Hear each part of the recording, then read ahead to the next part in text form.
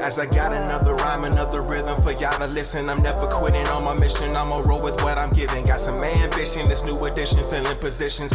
Looking at the void in myself and feeling what's missing. Better watch the way you going, better go in the right direction. In the moment you stressing, but you gon' be counting blessings. And I know that for certain. Keep on working, open curtains, haters swerving, cause they ain't ready for your final version. Whoa. I'm never gonna give up. You're listening to the Tom Ficklin Show on WNHHLP 103.5 FM, your home for community radio. Good morning. Thank you all for tuning in. I want to thank Harry for the production on the show and Tom Ficklin for allowing us to guest host and talk about our topic today about what's good in the community. And our first guest today is the very, very, very, very great, intelligent, beautiful, and amazing Director of Health for the City of Bridgeport, Ebony Jackson Shaheed. How you doing there, Ebony? Fine. Thank you for having me. Oh, glad to have you. So I reached out to you and I wanted to get a chance, to talk about some of the work that you're doing in the city of Bridgeport. I know some of the things we briefly talked about were around the importance of the health assessment in neighborhoods in the community, and I think that deals somewhat with the social determinants of health. And I was wondering if you could just quickly or briefly talk about, what the social determinants of health are. So the Community Health Needs Assessment, it just came out, the new one for 2022. So we're very excited that it's here. HIA, along with Yale University or Data Haven, they put out this information through a series of surveys. And basically, organizations, community organizations, city organizations use this information to be able to create better programming, because we have data that has been collected on the actual needs of the community. So it really, the CHNA tracks the health and well-being of community, and it monitors the social and environmental factors that influence our health outcomes. So I think for 2022, what was interesting about this Community Health Needs Assessment as opposed to the one that was done in 2018 is that it was a little bit easier for the community to be able to read this one. I think the last Community Health Needs Assessment was very data heavy. So basically somebody who was a statistician or an epidemiologist probably would have been very excited about the last one. Gotcha. Where this one, not to say that the data doesn't mean the exact same, but it was easier for any community member, regardless of your scientific background, to be able to read the information and interpret exactly what it means. So I think this Community Health Needs Assessment will be a little bit more effective when it comes to the community being able to understand what some of these social drivers of health actually means and how it impacts them and their community. So I think some of the things that we're focusing on at the Bridgeport Health Department and really just trying to get across to the community, we started this Black History Month series of events. And we basically use the Community Health Needs Assessment as our basis of information to basically talk about some of the things that have already been impacting the Black and Brown community. And then, just using this as a visual so that they can actually see like, oh, wow, there's some real serious data behind some of the things that we're going through in day-to-day life. And so the things that we've been focusing on have been like education access and quality, healthcare access and quality, economic stability, some social and community, child well-being, and then those will be considered the 5 tenets of social determinants of health, right? The things you just listed off, the neighborhood and built environment and social and community context. Exactly. Neighborhood and built environment. So it's just some other ways of saying those things. But this is what we have been focusing on. And to be honest, it's been very beneficial. We had our first event on the 3rd. Our second one was on the 10th, so it was this last Friday. And we have our third event coming up on Friday the 17th. This one will be talking about beat the odds. And we're just talking about beating the odds with increased education, whether that's formal or trade, building on our economic stability, talking about financial literacy, homeownership, and entrepreneurship. And I think some of those terms, people say, well, what exactly does that have to do with health outcomes? But I think when you look at this community health needs assessment, there has been a thread, and that thread has been the lack of educational attainment, specifically in Bridgeport, and how that is affecting the health outcomes of the community. And I think, in our first event, we had a lot of parents, and, they were kind of shocked because I think sometimes they don't put 2 and 2 together. But our educational attainment basically it's a determining factor to where we can live, the community we thrive in, the food that we eat, the healthy decisions that we make when it comes, or healthy choices that we make when it comes to food. It really is a big determining factor into even the length of time that you will live. And so it's just really important to get to the root of some of these issues, especially health issues, and really start talking about them, even if they're uncomfortable. And so we're really excited for this upcoming one. It's going to be at Kindred Thoughts Bookstore, by the way, from 4 to 6 p.m. if anybody wants to go ahead and come out and join us for that. Yeah, if you can get me that information, you'll definitely be glad to blast it out. Also, you mentioned in this one, you're going to be talking about the important role of entrepreneurship.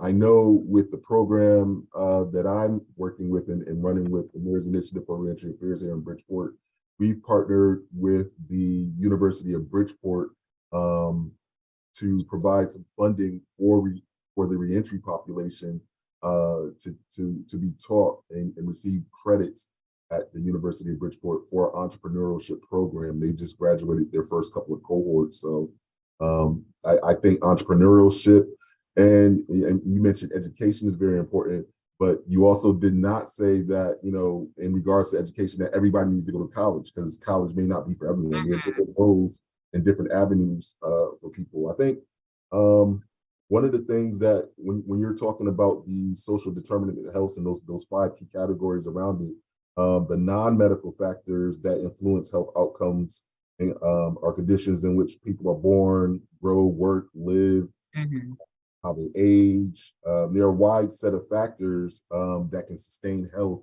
that a lot of people don't necessarily take into account. You want to talk a little bit more about that? Sure. Well, first I want to say what you were talking about with entrepreneurship. I think it's really important that there is a program for that at UB, right? And that people are actually seeking that program out, because I think one of the things that we do in our communities is when we talk about entrepreneurship, that means I'm just going to go out there and I'm just going to start selling things, or I'm just going to create a business, without really having the formal knowledge of how to set up a business.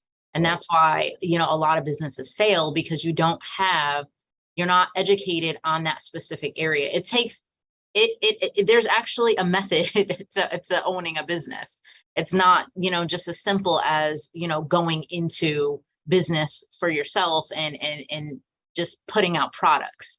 It actually, you should, either take a course, there are a lot of self-help, YouTube videos. There's things that you can do to educate yourself about being an entrepreneur. So I think that that's really, really important. So thanks for bringing that up. In terms of some of the other variables that contribute to health outcomes, when we're talking about social and community, or neighborhood and built environment, it is really important because those are some things that, in this country have been set up for a long time for certain communities. There's just certain things that certain communities have been dealing with. And we've been dealing with it on a daily basis, and it is essentially harming us. We've seen this a lot in during COVID. I think that for this country, this is one of the first times on a large scale that health disparities were brought to the limelight. Obviously for us, those who are working, in municipalities or for nonprofit organizations, we already know this, right? These are things that we've been working on forever. But when we actually were faced with it during COVID, and people were saying, or people in powerful positions were saying, what's going on? How come, the Black and brown community are dying, at a higher rate than others? What is really going on? And I think what they were seeing is some of that systematic health racism that has been happening in the country for a while. And so, unfortunately, a lot of the redlining that has happened in the country, a lot of things, where our school systems aren't the best, we're not getting the best education, our healthcare quality is not the best, or people are not able to access the healthcare that they actually need, because they're underinsured or not insured at all, because they're working at jobs which really don't provide them with the level of insurance that they need. We're seeing all this impact, right? And so that has already been happening. But when you throw on a pandemic on top of all that, it basically exacerbated everything. Right. And so so in the Black and brown community, you have the issue of the underlying factors of higher blood pressure, yes, diabetes, all these other underlying factors that increase morbidity and mortality with the pandemic. Then you also, I think you more you most of all would know about just kind of the hollowing out or the lack of resources that for years that have been taken away from the public health system.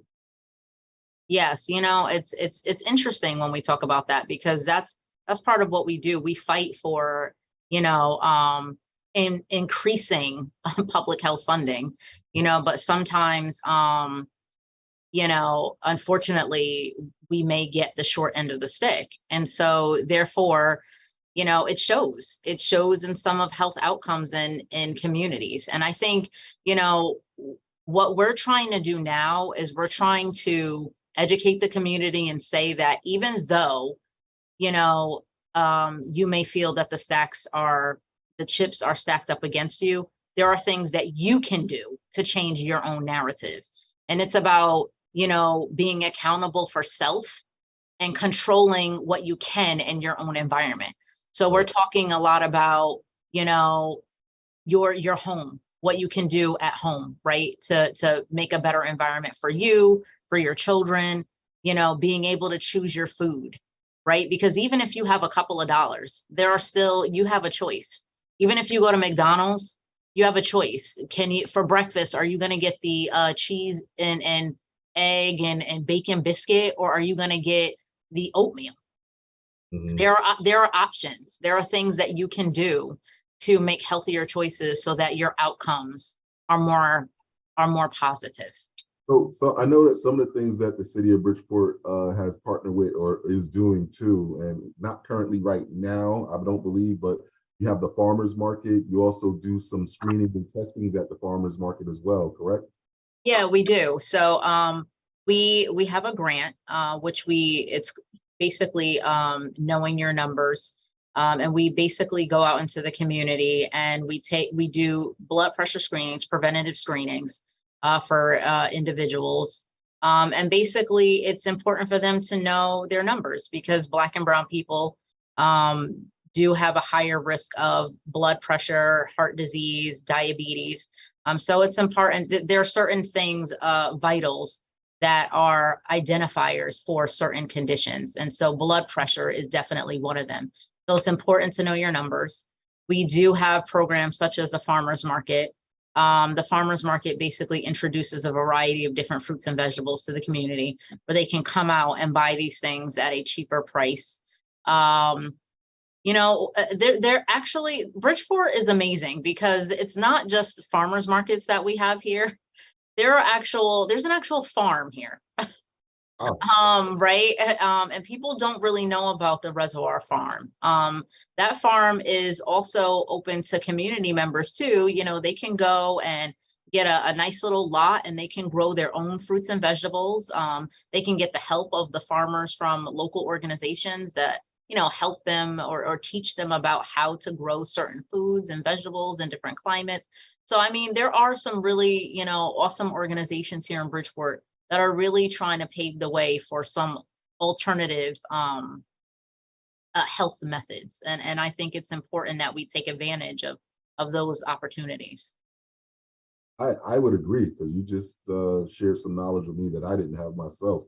I think it would be great for people to get back to, I, my understanding of some of the migration a lot here in New Haven, Hartford, Bridgeport, these places, a lot of people migrated from the South and that farming knowledge has seemingly disappeared. So getting the understanding of how to, grow things in this climate, which, it's cold right now, it's winter, or having access to that farm and the technical advisement from folks and the city of Bridgeport and the Department of Health. I think that's some great information. I'd like to get more information about that so we can share that with the folks here. Yeah, definitely. No. I actually went out to the farm and I was so surprised. I mean, it's literally in the middle of the community. It's like walking like you're in South Carolina or down south, right? Mhm. And it's literally a plot of land. They have rows and rows of vegetables. They have herbs. They have a nice greenhouse. We actually got to taste some of the vegetables that were growing there. I mean, these are organic products. And it was absolutely delicious. They also do programs with some of the schools, right? So they have, you know, a lot of the children come over and learn how to farm. I think it's important too when we're talking about sustainability, right, and moving forward. I think everyone should have, you know, or grow herbs in their backyards or in their homes, you know, because it helps with food security as well. So I think that that knowledge is really important. We definitely will make sure that you know, get that information and that you can put it out there on your platform as well. All right, great. So with our closing moments, I can't believe how fast this 20 minutes just went. I Uh, know. Hopefully we can get you back on here again. Is there any parting words or advice you want to share, focusing back in on the social determinants of health and that health access and assessment? Well, I do want to share some parting words. I think it's I know people are tired of me talking about COVID all the time, but it is talking about some of that. Just to let people know that moving forward, we are now in the stages where we are living with this disease. And, you know, it's just a reminder that we still need to be cognizant that it is out there. And that we are also, you know, dealing with other respiratory illnesses on top of COVID, like increased flu, especially this year was really crazy with increased flu. RSV came back with a vengeance. Just making sure that you're protecting yourself and your children. There are vaccines out there. So if there's vaccines, you know, available in your community, take advantage of those. And just watch out for programming that's happening in your area. I know we're doing the Black History Month series here, but we are doing other events moving forward when it comes to health and environment. We do have our social services division, so they are looking to do some financial literacy courses, as well as, you know, other programming. I just think that people should stay on our social media, stay on the city website and look out for city events as well, because there are lots, you know, of educational opportunities coming to the community. I agree. We have several programs coming up for Black History Month in the reentry department over here, as well as financial literacy for reentry population as well. So looking forward to talking with you more, Ms. Ebony. And thank you very much for joining us. Have a wonderful day. Thank you for having me. You as well.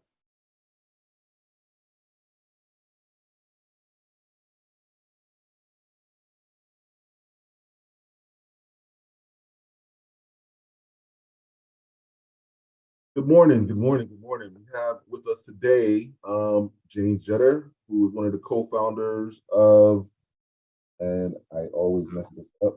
Full Citizens Coalition, as well as many other things. Great works you're doing in the community, sir.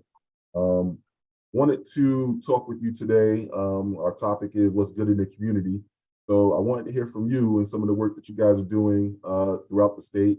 I know you guys have released some information on the gerrymandering and for individuals that were in prison and how that impacted the community and statewide. And then you guys have also recently started the Frontlines documentary. I'd like to hear more about that. And if you want to, toot your own horn, because sometimes we don't get a chance to, let us know what you're doing, what you're about, where you're from.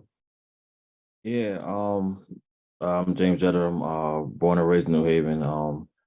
Resident of Hartford right now. I've been an implant for about 6 years. So the Full Citizens Coalition was started by Kennard Ray. He pulled me in early, and we've been, pursuing some legislative advocacy around disenfranchisement. So we started off with felony pro disenfranchisement. We're able to pass that bill in 2021. Right now, we currently have a House bill House Bill 5702, which is to bill to restore the voting rights to all incarcerated persons.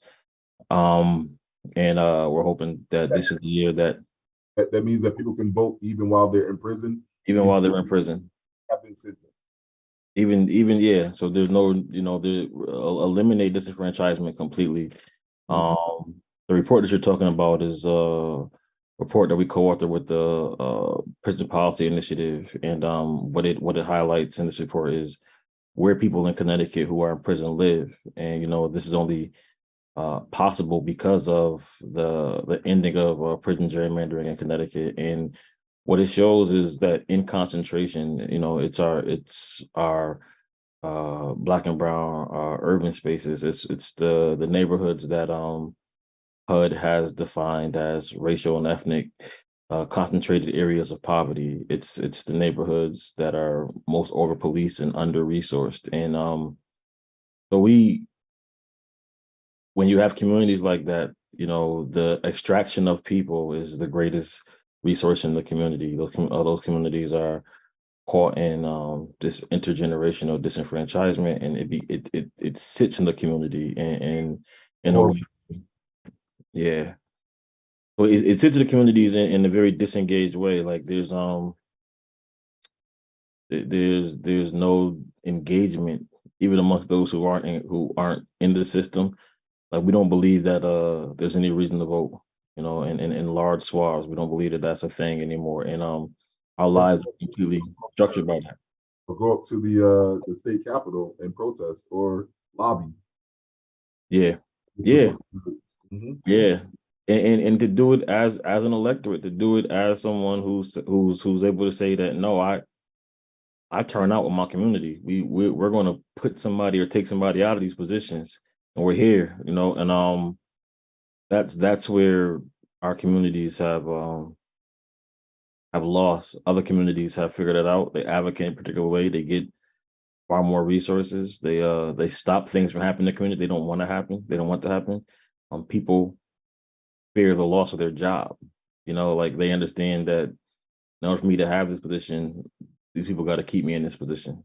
And so those people become their constituents. They become the ones they advocate on behalf of, and we tend to lose in those areas. And so it's important that our communities, we believe at the very root of where that's happening at, to be re-enfranchised and to maintain their rights and to maintain that connection to community. Allowing men and women incarcerated to vote gives them an ownership over the neighborhood they've never experienced. They have the time right now to process what this means and how they can do it, where a lot of people don't. A lot of people don't have the time to really slow down and think through the theory of democracy. Like what is it that this country is supposed to be? What is it that these laws are supposed to do? How effective is voting, and where is it most effective? And we'll see it for us in particular. It's most effective locally, like in our mayoral and our mayoral races, our council and alderman races, and pushing on these other state seats. Local municipalities, state representatives, state senators. I agree.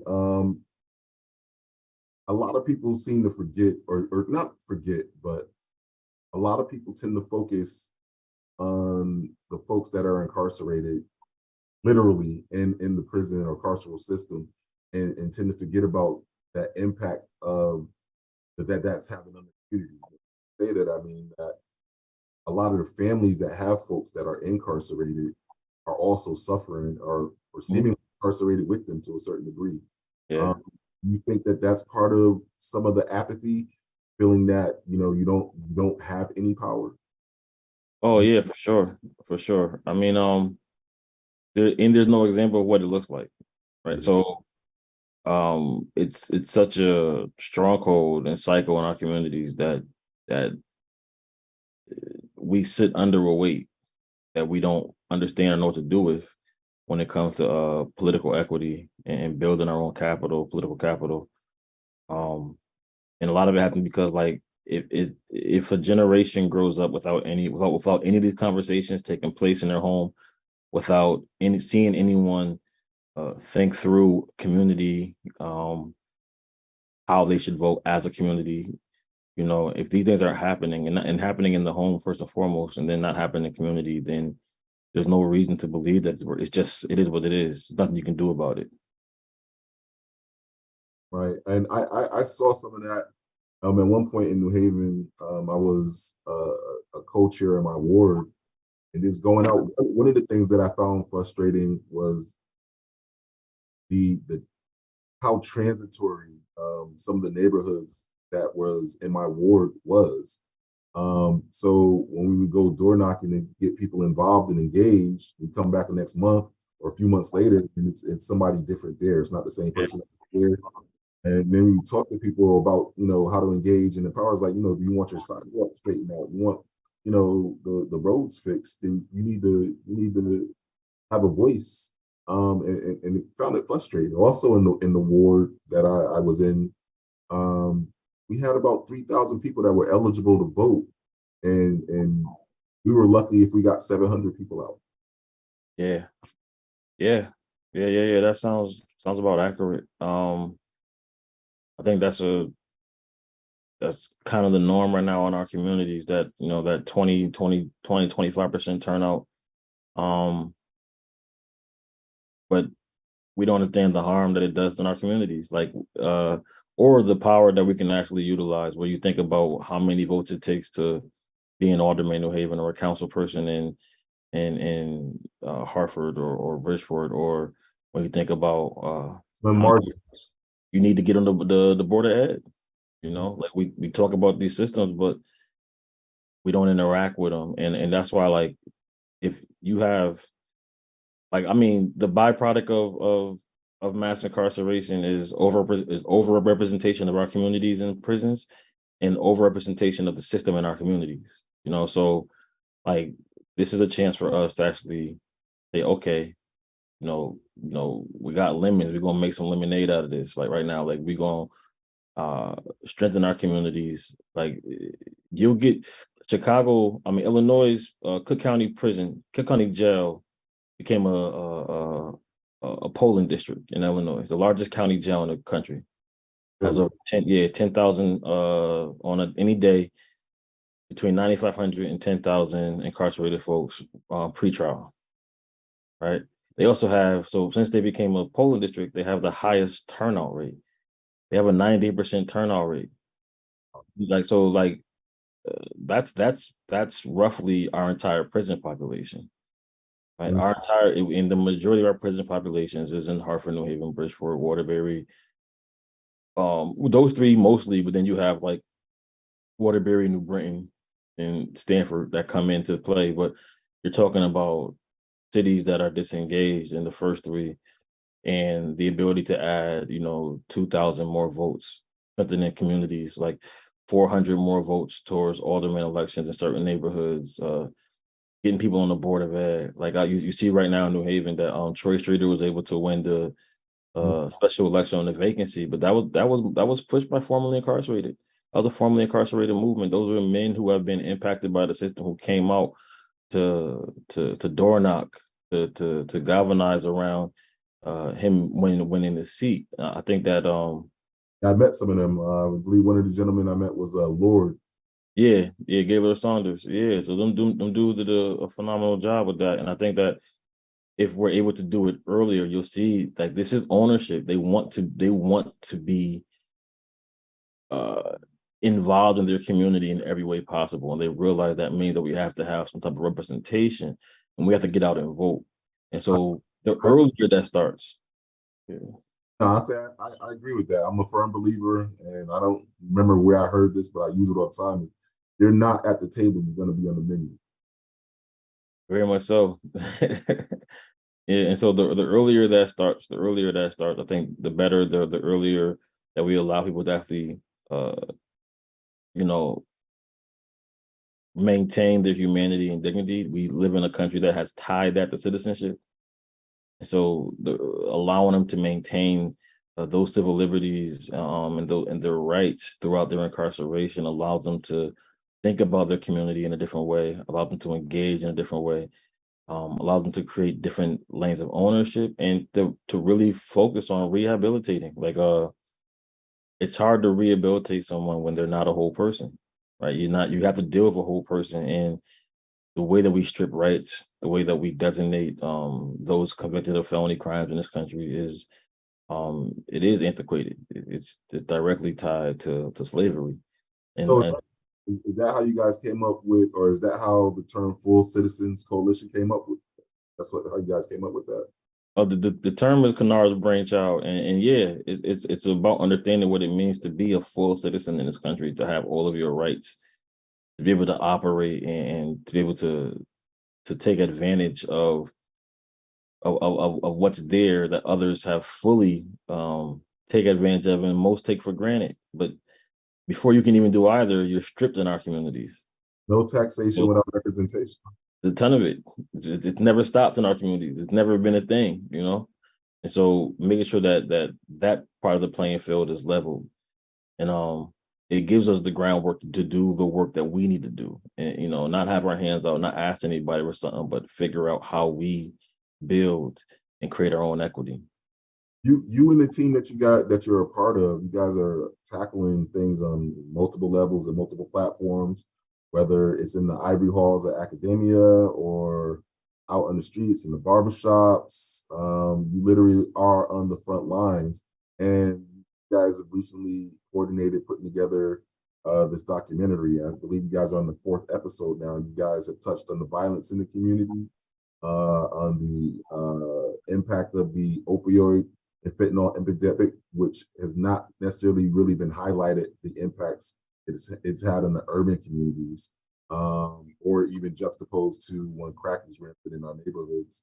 And then you also talked about coming home. You were a key feature in that episode, as well as I believe the 4th episode is dealing with the rap game, you know, sometimes like the crack game, right? You want to talk a little bit about that? Yeah, so we actually have 6 episodes up. So our 5th episode is called Life After Death, and it highlights on the Renaissance district in Hartford, Barber Street, which has pretty much been left in a state since the '69 riots after King's death. And it focuses on Howard K. Hill, and you know, just someone who is dealing with all these issues in a particular manner because he's dealing with death. And our 6th episode is the homelessness episode, outside for real. And so the docuseries is called The Front Lines. It's on YouTube. Welcome to the Front Lines. IG, Welcome to the Front Lines. Facebook, Welcome to the Front Lines. TikTok, Welcome to the Front Lines. All these links that show clips of what we're doing, and the full episodes are on YouTube right now. This came about in 2021. You know, Kennard had been thinking through just the way that we are viewed, and being around, like he does work with Mark Jenkins and Andrew Woods, and understanding the issues like between our work and their work, and seeing the community, and being from Hartford and just having insight. It was just like, you know, let's put something together that highlights the work that's being done around these issues, because it doesn't get done. That part doesn't get done. You know, we get particular narratives around ourselves. We know we see Black men mostly either dead on the ground or in the back of police cars, but we don't see them at the forefront of issues, at the forefront of innovation, at the forefront of trying to save their community. And so changing that narrative and looking at just the way that things have kind of exploded throughout the pandemic in the country, and Hartford being like a great first example of what that looks like. And so, you know, the first episode, The War Going On Outside, really looks at just the spike in gun violence. And, you know, you're talking about a community that is a city that's 18 square miles, Right. and one of the most violent cities in the country. And you have people who are dealing with it on a daily basis, who are intervening in prevention and also in aftercare, you know, and trying to save this community and looking at just what that feels and looks like, and the work that they've been able to do, the lives they've been able to save. In spite of all the loss, they've actually saved more lives than they've lost. And, you know, the contrast to that is episode 2 with Fentanyl Kills, where people are dying so rapidly. They're dying so fast. We had over 100,000 fentanyl deaths last year. And so you can't, like, they're losing more lives than they can save, but they're actually saving lives. They're doing in prevention in a manner that hasn't been comfortable in this country, because everybody wants everybody to be clean. And so harm reduction is, you know, super important, because everybody's not ready to get clean, and you need to, but they need to be alive. In order to get to that place, they got to be alive. And so, you know, looking at the work that Connecticut Harm Reduction Alliance does, and you know, the life-saving measure that they've taken by moving in harm reduction as opposed to just recovery, because, you know, homelessness has spiked because of the fentanyl epidemic, as well as, you know, for other reasons. And I mean, I think that we do probably the most 360, like, holistic view of what's happening in our communities, and look at it through a lens that isn't often put out front. You know, we get the narratives of papers and we get the narratives of the news, but to look at those who are doing the work.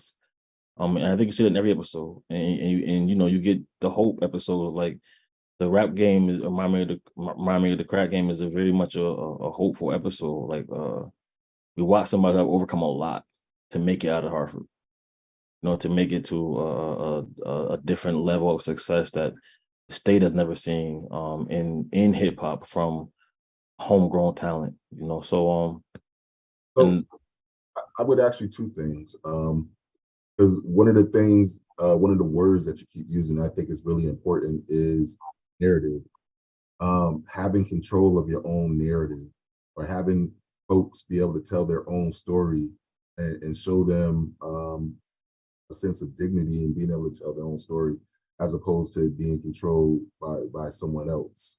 And then you guys are, as you said, saving lives and doing a lot of work. Who helps you guys? Because that's some tough work that you guys are doing. And who takes care of the caretakers? How do you guys recharge? So those are two questions I would have. man, Of your own narrative, and then who takes care of the caretakers, savers? yeah, I'm learning. I'm learning from Andrew Woods and Mark Jenkins on how to take care of myself. Like I remember Andrew had to slow me down one day. He asked me how was I doing. I immediately started talking about work, and he had to stop me and say, "Yo, I ain't asked you about work." You know, like he said, "You let's slow down." Like I ain't, and you know, so I'm learning. But I mean, we take care of one another as much as possible. But I realize that can also doesn't always work. Like there are things that people need to unravel and deal with that takes professional help. And so that's still something that I wrestle with, seeing someone professionally. But The stuff you do is not a 9-to-5 gig, man. nah, not at all. Not at all. And so yeah, but I think that's something to still be like figured out, at least for me. And most are like we're still figuring it out. It's important, man. I want you to definitely keep that in mind as you are out there doing the work with your team and you guys are looking out for each other. That's an important question he asked you is, how are you doing? You know, because you get so wrapped up in this and you get so involved in it sometimes. You don't look at your own self and you can't pour from an empty cup. Very much. Yeah. Yeah, that's true. So the got a little bit more time here. I want to dive back into that controlling your own narrative aspect of the work that you guys are doing.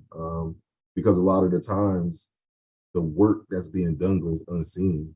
And it's not a lot, and it's not to say that the work that the thing that you guys are doing, the documentary, you're not doing it saying, hey, look at me, I'm doing this, da, da, da, I'm saving.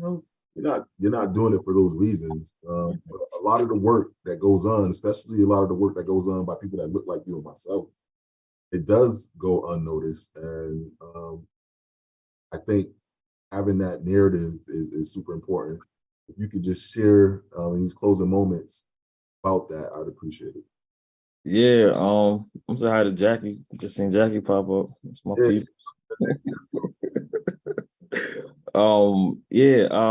It I mean for me, it is a big up. Like not of myself, but you know, Andrew and Mark have been committed doing this work. And they're not just Connecticut leaders in work and thought, they're national leaders in work and thought, and that doesn't get recognized. That you know they are national figures in the state because of the way that they're approaching these national issues. These are issues that are affecting every city across this country, and you know they're the OG. They deserve to have a light shine on the work that they're doing. People need to see it, and I think that it's the ability to visualize. Like to me, this is like a visual white paper. It's completely head and heart. Like you get like episode 2 is very hard to watch, but it's one of the most pressing issues of our time right now. And you know, I know people are teaching us watch this on colleges, on college campuses, and so like that. Those are the implications of what's being created that people are learning and having conversations around issues that they have no knowledge of. And that's like the most important factor for us is that the exposure, you know, and we understand that it's a vicarious exposure, but it's not for the sake of it's Okay. not, yeah, it's not National Geographic. You know, this is like, here's the issue, here's those who are working on it, and they're really working on it. These are the trusted voices, you know, and that needs to be highlighted. Well, thank you for your time, James. Always appreciated chopping it up with you. I know we keep saying we're gonna catch up, break Yeah, some bread. We haven't done it, but I look forward to the moment when we actually get to do it, man. yeah, man.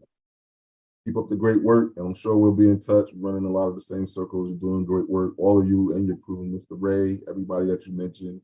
You know, you got OGs in Hartford, you got OGs in New Haven, OGs in Brooklyn, Everywhere. doing this work. So Yeah. appreciate it. Thank you for your time, sir. Thanks for having us. Always. Look forward to having you again. Definitely. Bye, Jack.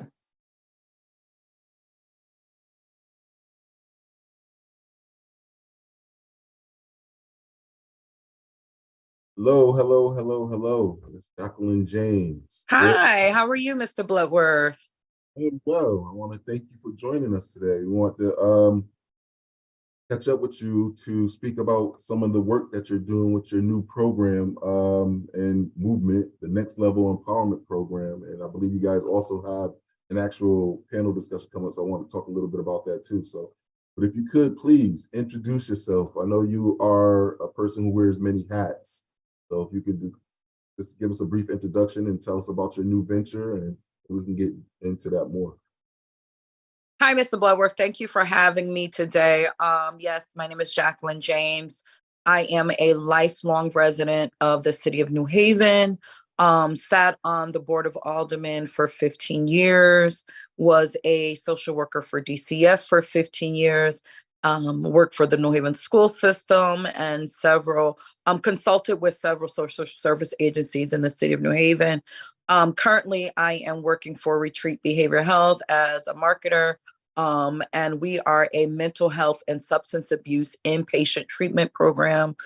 Just finished working with the state of Connecticut DPH as a consultant, working with COVID clinics, actually overseeing the logistics of clinics around the state of Connecticut. And recently co-founded Next Level Empowerment Program with my husband, Ray Boyd, who was previously incarcerated for approximately 30 years. He was sentenced for a crime he committed at 17, has since been released on November 15, 2021. He's doing some amazing work. He was recently hired by the Yale Law School Racial and Social Justice Center as a project manager to do some community work and some national work. So we are excited about the work that we are getting ready to embark upon in the state of Connecticut. What we are looking at is building a 211 warm line for returning citizens and their family.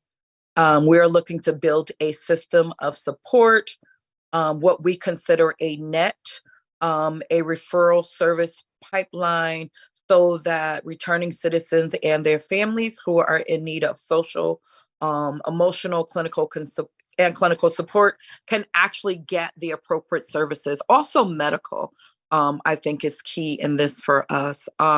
So we are looking to build this with partnerships locally and statewide. We've recently partnered with the city of New Haven, Dejanay Talley, who is working with us on this, and recently the Yale Undergraduate Prison Project will also be working with us on this project. So we are very, very excited. No, that's awesome. Great work. I think a lot of people don't understand the importance of continuity of care when individuals are released from imprisonment in the carceral system here. Or Absolutely. They have a higher rate of morbidity and mortality. So it's very important if someone has served their time that they get the health care that they need so they can get back and join and reintegrate fully into the community. Exactly. And not just them, but looking at this on a very holistic manner, where we're also working with the families and the individuals in the homes that they're returning to. What we find quite often is when someone has done 10, 20, and 30 years and go back to a family or go back to the community, there's this misconception that they are still the same person they were prior to incarceration. And what we're finding is that a lot of the men that are coming home after doing these long amount of sentences are actually much more developed than the folks that they return home to, in the sense where they've done some work with educating themselves and they've done some work around mental health issues. And sometimes there's this level of discord because they think little Johnny is still little Johnny, when little Johnny is actually 45 and 50 years old. So what we see is that recidivism is high amongst returning citizens. And we see that within the first 3 years, if we're not providing proper and appropriate services and coordinating care, that again, recidivism is a main issue for those returning home. Oh yeah, definitely. I would counter with you in some degree. There are a lot of folks that are released and they come back different than they were, but there are also some individuals that are released and they may be stuck in a moment and traumatized, whereas the world has moved on. They may be stuck in that moment, however young that they were when they went in. As you said, there's a lot of trauma to be dealt with, and some folks may not have necessarily dealt with that. And then also the reintegration into the family can be tough. I think there are some models out there that look and say that it's important to start that work, or actually reentry should start as soon as somebody is entered into the system, but it doesn't often happen. But when you're trying to transition out, working with an individual and coordinating those care resources is important to really start anywhere between 6 and 12 months before they're released. And Earl, you're absolutely right. Our plan is actually to work with them at least a year prior to coming home, and do some pre-release work. But there are a lot that are still stuck. There are a lot that have a lot. There's a lot of trauma, and they don't deal with that level of trauma while incarcerated for so many reasons. And so our hope is, along with the 211, to provide ongoing case management services for returning citizens and do a weekly drop-in group where it's peer-to-peer ran. And all of our programs are actually going to be peer-to-peer ran. With the exception of myself, again, my husband, and we have a team of returning citizens that will be providing the care and service to other returning citizens. We think it's very important that people returning home have someone that can relate and understand some of the struggles and strives and their level of incarceration and what that looked like prior to and coming home. So you're absolutely right. We also find that technology is a key component that a lot of our returning citizens are having extreme difficulty with. So one of the things we do want to focus on is being able to provide a very innovative program that offers support with technology, interfacing with the cell phone, the ATM, right? Everything. My husband came home and our refrigerator, right, has a TV and it's computerized, and our stove and everything. And prior to him being incarcerated, right, it was very different. So, and we're finding that a lot of the men and women coming home are definitely having some issues with technology. It's important that we strategically offer these classes and services because the working world, right? We have this expectation that they come out and they get a job, but the world in itself and the employment that they go into generally will have some level of technology where they need to have a very clear understanding of that. So you're right. Got about 2 minutes. Digital literacy is definitely important, but I wanted to focus this last couple of minutes on the community conversation that you guys have coming up with the topic of civic death and a new life for returning citizens. Yes. Talk a little bit about that. And I do have a comment from some people that I've shared the information with that where the women at on the panel. I know Ray is on the phone. So Ray, can you speak to that? I Yeah. see that he's on the call. Yes. And would love for him to speak to you about the panel. If he can take his phone off of mute. Is he in the call? Yep, he is on. He just needs to unmute. Okay, I'm on mute. Well, with regards to the speaking engagement that we have coming up and civic death and what does life look like for the returning citizen, we know that civic death has many different definitions for the individual that may be trying to deal with perception of what civic death means to them. Civic death to me is just the inability for one to come home and navigate his way back or transition his way back into the community without the barriers that's been put before him. What does life look like for the returning citizen? With regards to that, we have myself, we have Mr. Miko, and there's countless others that could have stood on this panel and told society what life looks like for them. And life is, it has many different shapes and forms for many different individuals. And majority of our individuals, specifically for the city of New Haven, we have 900 individuals returning to the city of New Haven each year from being incarcerated. And civic death is definitely out there. If we have at least 600 of these men having contact with authorities or being placed back into the institutions within the first 3 years of them coming home. So Next Level is here to touch on that and find out what can we do better than what we've already been doing to make sure that the transition for our returning citizens in the city of New Haven, as well as the state, because we intend to make this organization a statewide organization. What does that look like? And is there really life after incarceration, for our Black and brown men that are returning back into the community? How do we begin to tear down these barriers so that we can make sure and ensure that one is seeking life after a term of incarceration and is not becoming a part of a recidivist system. Got 30 seconds, Mr. Boyd. You want to give the location and the time of the program? The location of the program is at Next Haven. That's at 169 Henry Street on February 28th between the hours of 6 and 8 p.m. We would like for everyone to come out. Everyone has an opinion. Everyone is a stakeholder in this. If you're a citizen of the city of New Haven or you're a citizen of the state of Connecticut, you're a stakeholder in this because it reaches your taxpayer dollars to house individuals that are incarcerated, and also can lower your taxpayer dollars once we have these men transitioning back into the community, becoming employable and viable citizens.